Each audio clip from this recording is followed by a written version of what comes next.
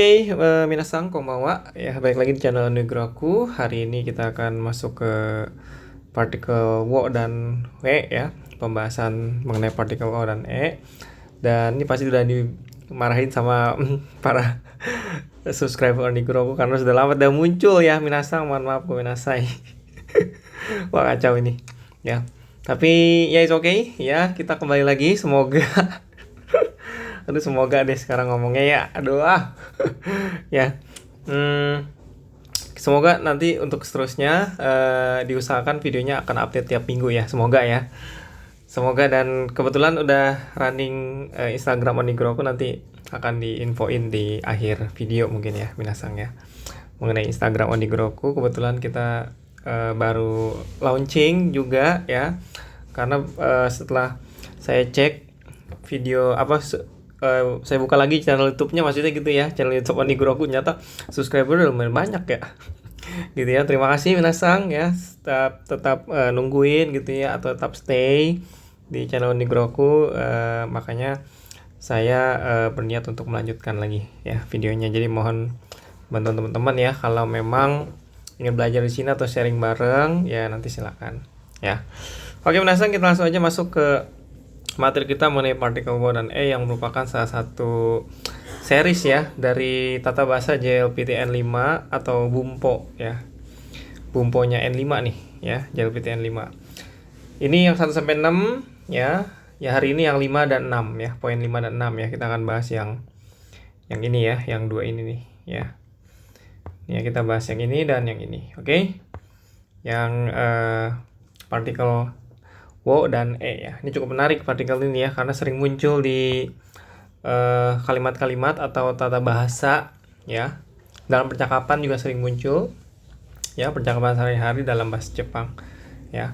Oke, langsung aja kita masuk ke partikel Wo dan E. Oh ya, sebelum kita lanjut ke partikel Wo dan E, sebetulnya udah pernah kita bahas ya sebelumnya ya minasang ya, di seri tata bahasa sampai lupa gue seri tata bahasanya ya.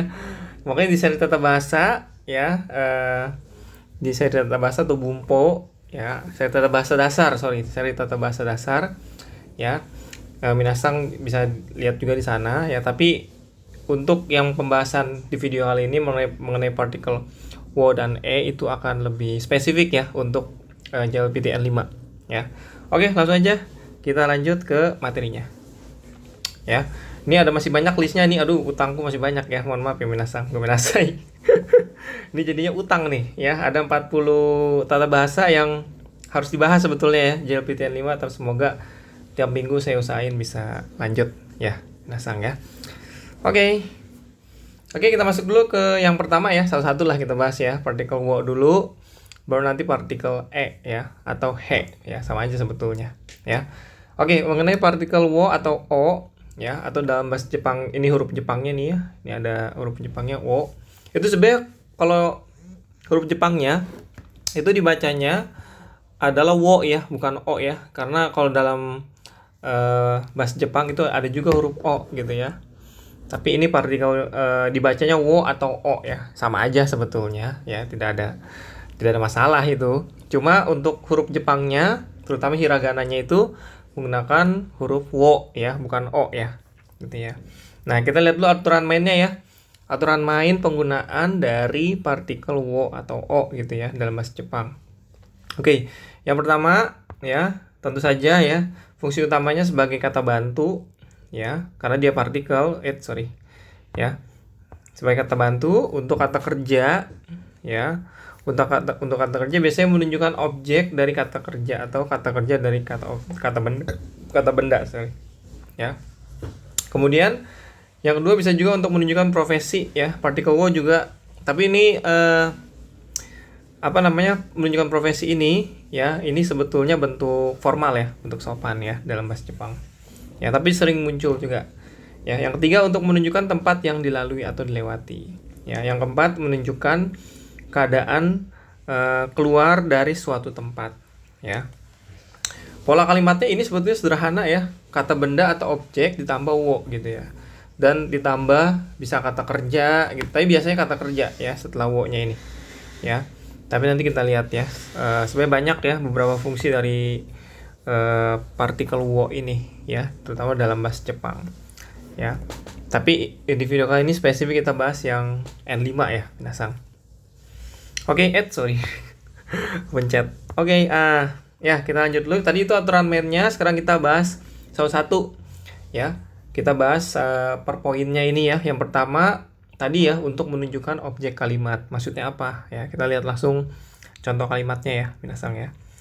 Yang pertama misalnya naifu de niku wo kirimasu ya.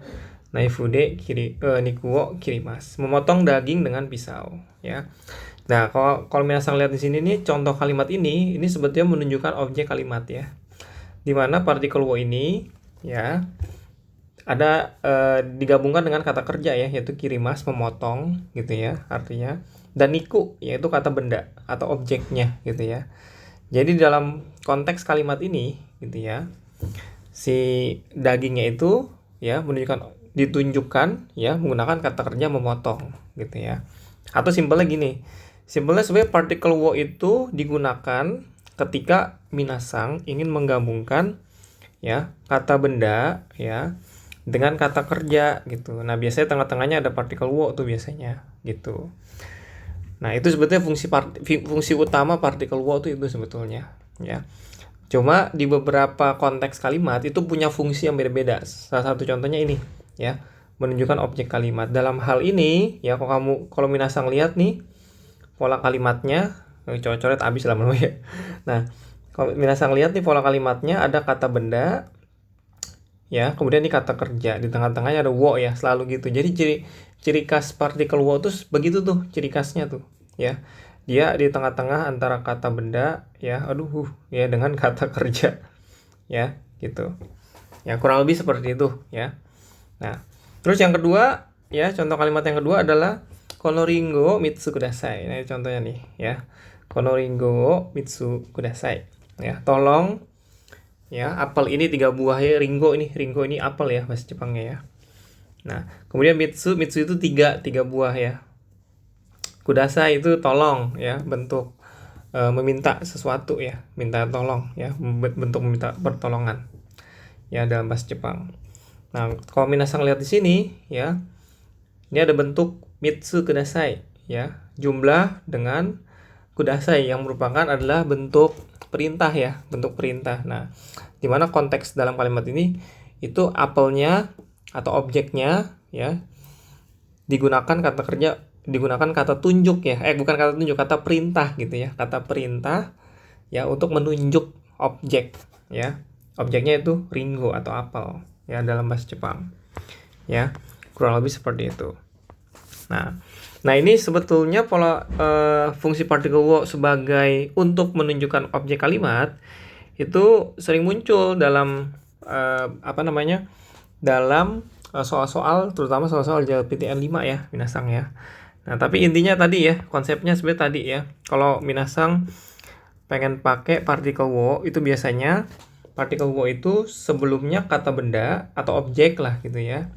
Lalu sesudahnya itu biasanya kata kerja ya, atau kata keterangan lain gitu ya. Nah, baru di tengahnya ada wo gitu. Biasanya seperti itu. Itu ciri-ciri partikel wo tuh ya. Gitu ya. Nah, oke. Itu dia ya mengenai partikel wo ya. Kemudian masuk ke fungsi yang kedua ya. Fungsi kedua dari partikel wo yang ini sebenarnya fungsi utamanya nih, yaitu kata kerja dari kata benda. Atau bahasa gampangnya gini aja. Ya tadi bahasa gampangnya ya.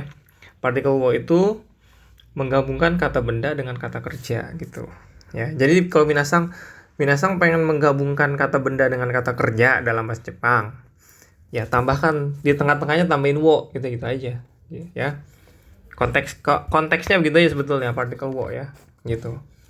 Ya, contoh ini tamago tabemas ya. Dalam konteks ini ya, tamago itu kan kata benda ya. Nah, tabemas itu kata kerja ya. Tabemasnya kata kerja tuh. Ya, minasang pengen gabungin kata benda dengan kata kerja. Ya, tengah-tengahnya ditambahin partikel wo aja gitu ya. Kurang lebih seperti itu. Ya. Kemudian contoh kalimat kedua ya. Manga o yomimasu. Ya, ini juga sama. Ini konteks kalimat sama ya. Misalnya minasang di sini kan manga ini kan kata benda ya. Manga ini kata benda gitu ya. Lalu yomimas kan kata kerja ya. Yomimas itu membaca. Nah, minasang pengen gabungin kata kerja dengan kata benda dengan kata kerja. Tengah-tengahnya ditambahkan partikel wo ya. Kurang lebih seperti itu ya. Oke. Nah, next, kemudian fungsi lain ya dari partikel wo itu menunjukkan tempat yang dilalui atau dilewati. Nah, ini hati-hati, ini mirip-mirip seperti D ya, mirip-mirip seperti partikel D ini. Tapi sebenarnya ada ciri khususnya ya yang bisa membedakan ya. Nah, ciri khususnya adalah yaitu tadi ya. Inti dari partikel wo tadi apa? Inti dari partikel wo adalah minasang ingin menggabungkan kata benda dengan kata kerja. Tengah-tengahnya dikasih wo gitu ya. Cuma tergantung ini ya kalimatnya gitu ya. Karena tiap kalimat kan kalau diterjemahkan beda-beda gitu ya. Contoh kalimatnya seperti ini nih. Niwao arikimasu gitu ya. Niwao arikimasu. Niwa itu kan dalam kalimat ini, niwa itu artinya halaman atau pekarangan ya. Halaman lah gitu ya, pekarangan. Arukimasu itu berjalan. Nah, ini niwa di sini konteksnya adalah kata benda atau objek gitu ya. Arukimasu ya. Itu adalah berjalan. Cuma arukimasu ini kan kata kerja ya. Ini udah bener nih, ini kata kerja nih ya. Cuma kata kerja di sini mempunyai konteks menunjukkan tempat yang dilalui gitu ya. Berjalan, namanya berjalan ya. Kata kerja berjalan itu kan pasti melewati sesuatu ya dalam bahasa Jepang gitu. Oke. Nah, kemudian kalimat kedua lah, kalau pertama kurang ya, ini kalimat kedua nih ya. Yang kalimat kedua, hashi wo watarimasu ya. Hashi itu jembatan ya. Ini kanjinya nih ya.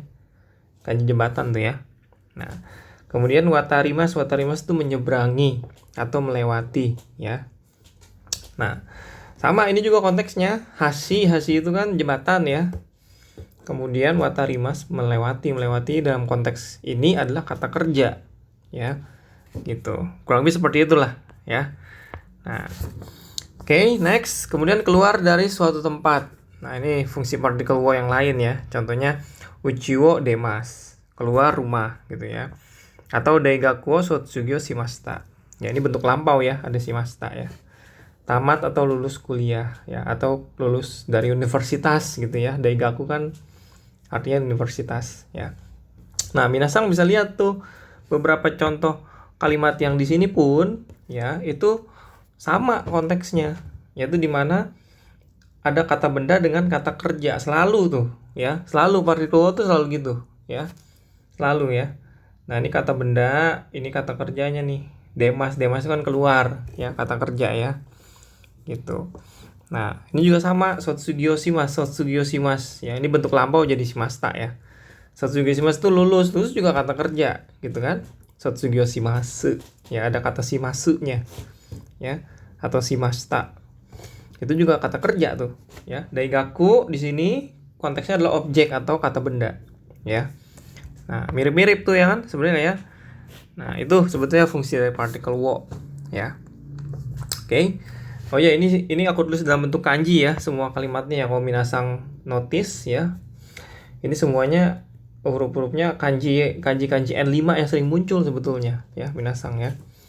Jadi sengaja aku bikinin contoh kalimat yang menggunakan ya kanji atau kosakata yang biasanya sering muncul ya di ujian JLPTN 5 ya, biar minasang terbiasa ya. Oke, nah yang berikutnya ya, ini kayak terakhir deh kayaknya ya. Yang berikutnya partikel wo ya juga. Nah, kalau ini beda konteksnya ya. Ini partikel wo ini juga bisa digunakan untuk menunjukkan profesi seseorang ya, tapi ini bentuk formal ya. Bentuk formal nih yang ini nih ya. Contohnya oto-san wa kesatsu wo shiteimasu gitu ya. Ayahnya adalah seorang polisi. Atau ini, Atau ini, kanojo wa sacho wo shiteimasu. Dia perempuan maksudnya ya, kanojo itu kan. Kemudian sacho wo shiteimasu ya, adalah seorang presiden direktur ya, contohnya gitu ya. Dan bentuk wo shiteimasu ini sebetulnya pekerjaan yang sedang dia kerjain ya, gitu, atau profesi yang sedang dia kerjakan gitu ya. Bukan bentuknya, bukan karena dia pekerjaannya sudah lewat gitu ya. Tapi ini adalah untuk menyatakan profesi seseorang atau profesi yang sedang dia jalankan gitu ya, kurang lebih kayak gitu. Ya, menggunakan wo shiteimasu ya. Oke, itu dia mengenai partikel wo ya. Nah, ini partikel selanjutnya ada partikel e. Ya, ini videonya agak panjang nih, oke ya, nggak masalah minasang ya. Nah, nanti minasang potong-potong aja lah, gitu ya, potong-potong gitu ya. Sesuaikan mengenai partikel apa antara partikel wo dan partikel e, atau pola kalimat mana aja yang masih belum paham, nanti di skip aja tuh, potong-potong aja, oke ya, masalah. Sesuaikan dengan apa yang minasang belum pahami ya, oke ya. Oke, lanjut mengenai partikel E atau partikel He ya. Atau kalau dalam huruf Jepangnya itu menggunakan huruf He ya, bukan E ya. Menggunakan huruf He tuh, He hiragana nih ya. Gitu ya. Nah, partikel E ini sebetulnya agak mirip-mirip sebetulnya dengan partikel Ni. Jadi agak, orang tuh kadang sering ditukar-tukar dengan partikel Ni. Padahal kalau kita pelajari, kita dalami lebih jauh ya, sebetulnya ada perbedaan yang mencolok sebetulnya antara partikel E dengan Ni ya. Nanti kita akan lihat ya. Oke, partikel E ya, aturan mainnya gimana ya. Sebelum kita lanjut lebih jauh, harus tahu dulu aturan mainnya ya kan. Nah, partikel E atau He ya, pertama secara umum artinya ke atau kepada ya. Kalau partikel wo tadi nggak punya arti sebetulnya ya, dia nggak ada artinya kalau partikel wo ya. Tapi ingat, kalau partikel itu terkadang tidak memiliki arti, tapi dia punya fungsi ya, dia punya fungsi ya, gitu. Nah, ini partikel E kebetulan secara umum, secara kasar lah diterjemahkan, itu artinya ke atau kepada ya. Kemudian yang kedua, menunjukkan arah pergerakan. Nah, ini nih yang sering orang ketukar nih.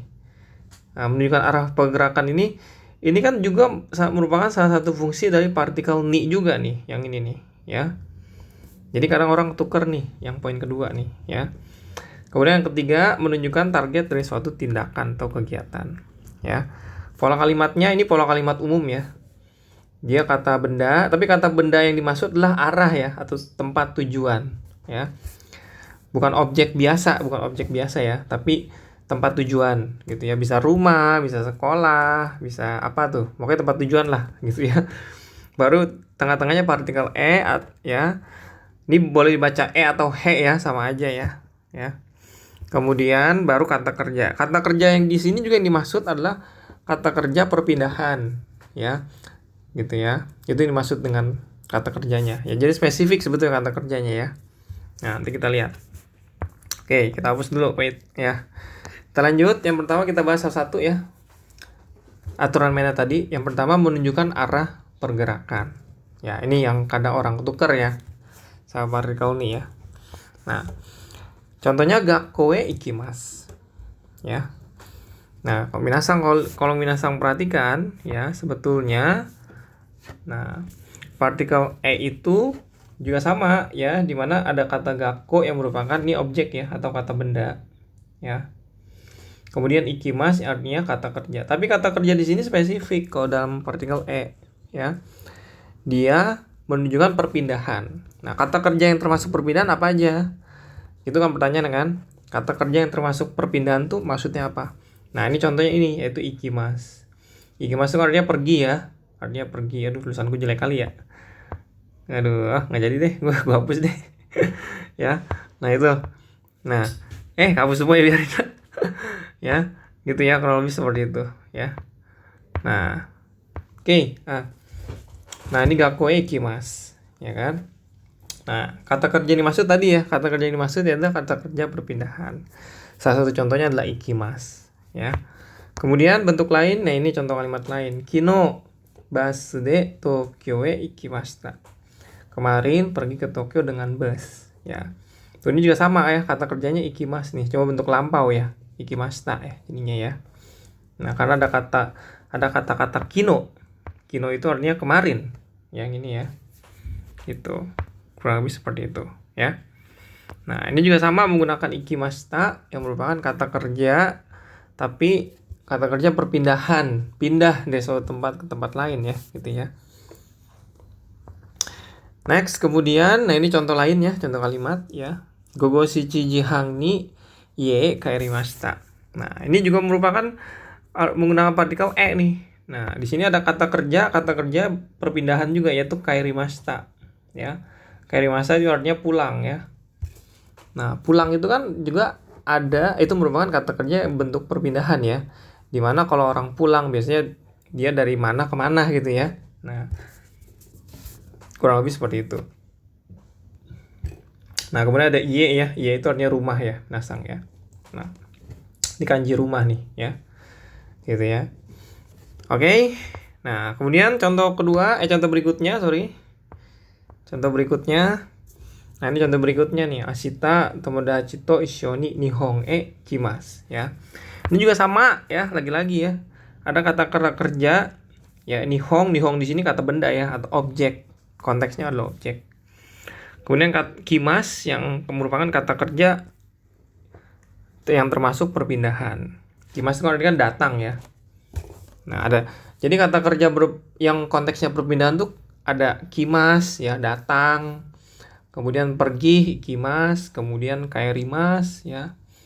Kairimashita ya, bentuk lampaunya. Kairimas itu pulang ya. Atau ada satu lagi namanya modorimas. Modorimas itu artinya kembali ya. Modorimas itu kembali sih. Itu sebenarnya sama tuh. Itu kata kerja perpindahan ya. Gitu. Ya. Nah, itulah ya contoh-contohnya ya. Nah, yang selanjutnya menunjukkan target dari tindakan ya. Ya, oke. Nah, contoh kalimatnya kore wa chichie no omiyage desu. Ya, jadi menunjukkan target dari tindakan ya. Jadi seseorang melakukan tindakan ya. Tindakannya apa aja terserah ya. Bisa berupa kata kerja ya. Bisa berupa sesuatu yang diberikan. Sesuatu yang diberikan berarti konteksnya adalah objek ya. Atau apapun, pokoknya tindakan lah ya. Tindakan atau ditunjukkan ke target tertentu gitu ya. Target di sini biasanya spesifik subjek ya. Subjek orang gitu ya. Bukan orang sih, subjek lah. Karena subjek itu kan nggak harus orang ya. Nah, gitu ya. Contohnya ini, korewa chichie no omiyage desu ya kan. Ini adalah oleh-oleh untuk. Jadi e-nya di sini artinya untuk ya, atau ke gitu ya, diberikan ke gitu, kurang lebih gitulah ya. Ya. Ini adalah oleh-oleh untuk ayah saya ya, cici kan ayah saya ya. Nah, kurang lebih kayak gitu. Ya. Kemudian atau ini yang sering muncul di ini surat nih ya. Kalau di surat resmi gitu ya, atau surat formal lah dalam bahasa Jepang, biasanya ada istilahnya ada e-nya di belakang gitu ya. Contohnya Yamada sang e. Nah, di sini artinya kepada Yamada gitu ya. Jadi dia menunjukkan sesuatu ya. Tindakannya apapun lah gitu ya, ke suatu target ya atau subjek tertentu. Nah, itu bisa menggunakan partikel e ya dalam bahasa Jepang. Oke. Nah, itu ya. Nah, ini contoh lain ya, watashi e shirasete kudasai. Silakan beritahukan kepada saya. Sama tuh ya. Nah, ada tindakan juga. Atau tomodachi e tegami o okurimasu. Saya mengirimkan surat kepada teman gitu ya. Gitu. Oke. Kurang lebih seperti itulah ya. Nah, ini dia ya.